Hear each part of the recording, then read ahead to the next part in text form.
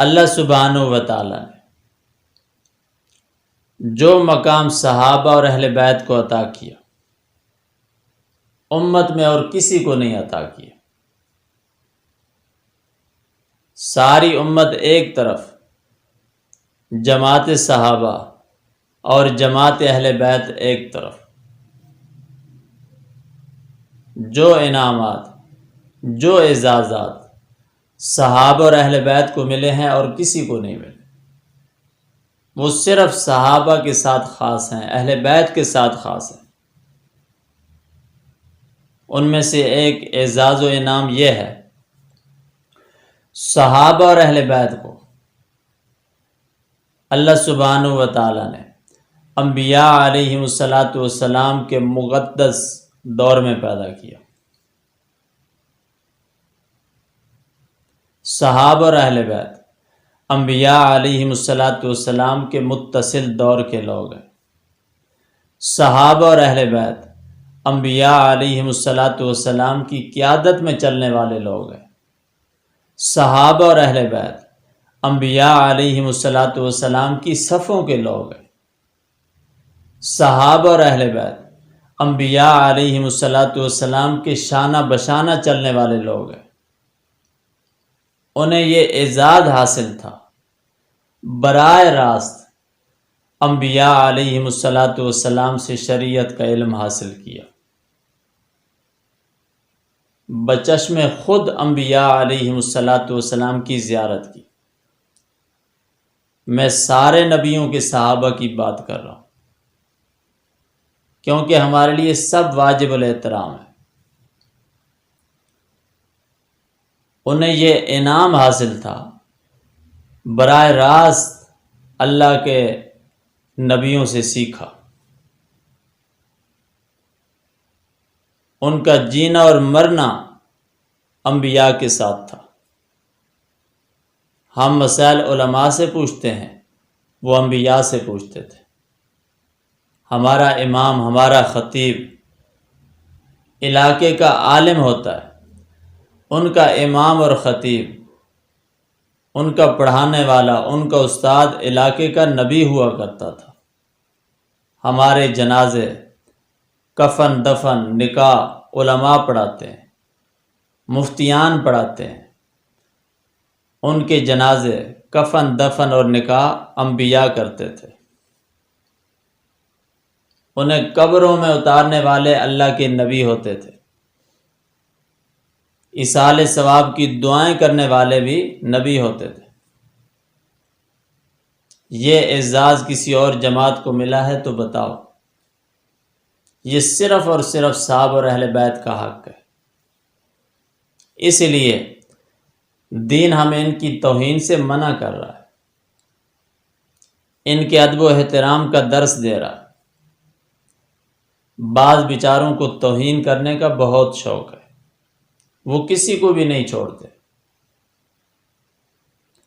لیکن ہمیں شریعت نے اجازت نہیں دی، نہ پہلی شریعتوں میں اجازت تھی۔ ہمیں فخر ہے، اس پہ ہم جتنا بھی شکر ادا کریں کم ہے۔ بحمد اللہ ہمارے عقائد و نظریات کے مطابق جس طرح آخری نبی کے صحابہ ہمارے لیے واجب الاحترام ہیں، اسی طرح ہر نبی کے صحابہ ہمارے لیے واجب الاحترام ہیں۔ ایمان والا جس سے ایمان کی دولت ملی ہے، وہ ان معصوم اور بے گناہ روحوں کی توہین کا تصور ہی نہیں کر سکتا۔ آپ کو پوری مسلم تاریخ میں کوئی مسلمان طبقہ ایسا نہیں ملے گا، کوئی مسلمان سلسلہ ایسا نہیں ملے گا، کوئی مسلمان مؤرخ اور محقق ایسا نہیں ملے گا جس کے پاس قرآن و حدیث کا علم ہو، واقعاً قرآن و حدیث کا ماننے والا،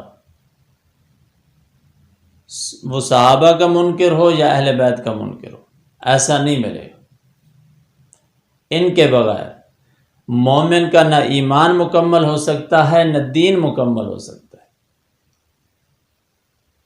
یہ ایک الگ گروہ ہے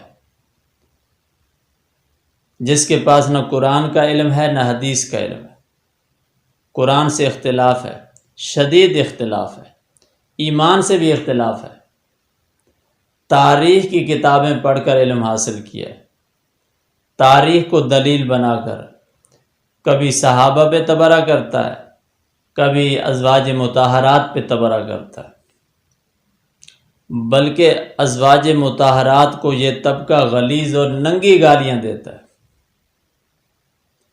اس سے بڑھ کر امت کے ساتھ زیادتی کیا ہو سکتی ہے؟ یہ بہت بڑی زیادتی ہے۔ اللہ انہیں ہدایت دے۔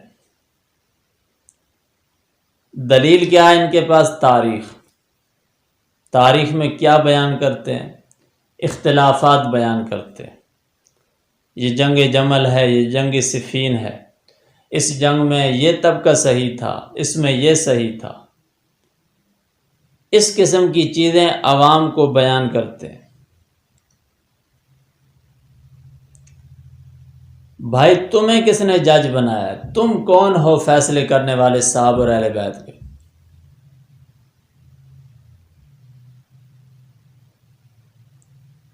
جسے بسم اللہ کا معنی نہیں آتا، وہ بھی ابو بکر کے بارے میں فیصلے سنا رہا ہے، عمر کے خلاف فتوے دے رہا ہے۔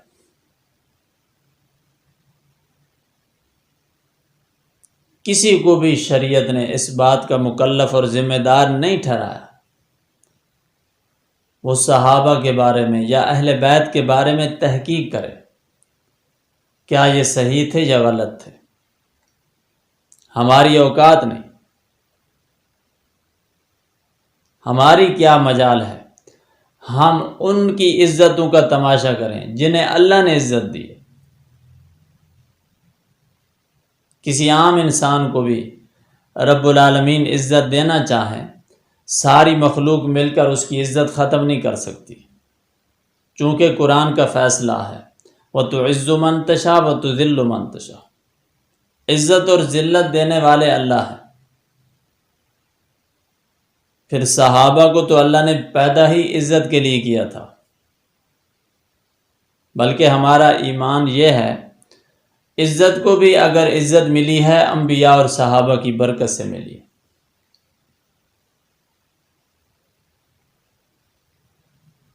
تو یہ حضرات صرف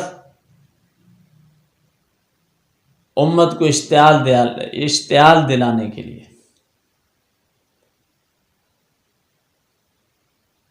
یہ زیادتی کرتے ہیں،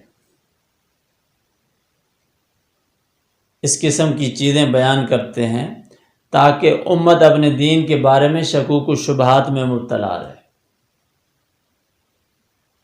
اختلافات حق ہیں، ہم مانتے ہیں اختلافات تھے،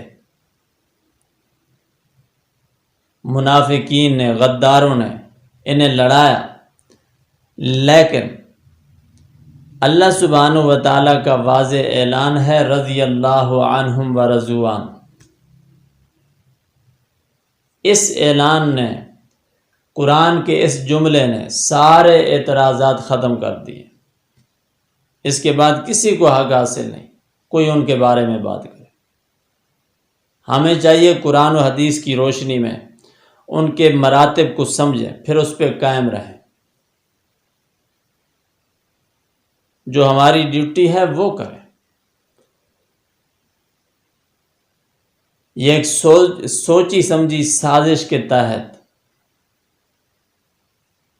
امت میں زہر پھیلایا جاتا ہے، لیکن یہ سازش کامیاب نہیں ہو سکتی۔ دین کا محافظ اللہ ہے، جو بھی دین کا مذاق اڑانے کی کوشش کرے گا اللہ تبارک و تعالی خود اسے جواب دیں گے۔ اللہ کی بارگاہ میں دعا ہے اللہ ہمیں مرتے دم تک صحابہ اور اہل بیت کی غلامی پہ، صحابہ اور اہل بیت کی محبت پہ استقامت نصیب فرمائے۔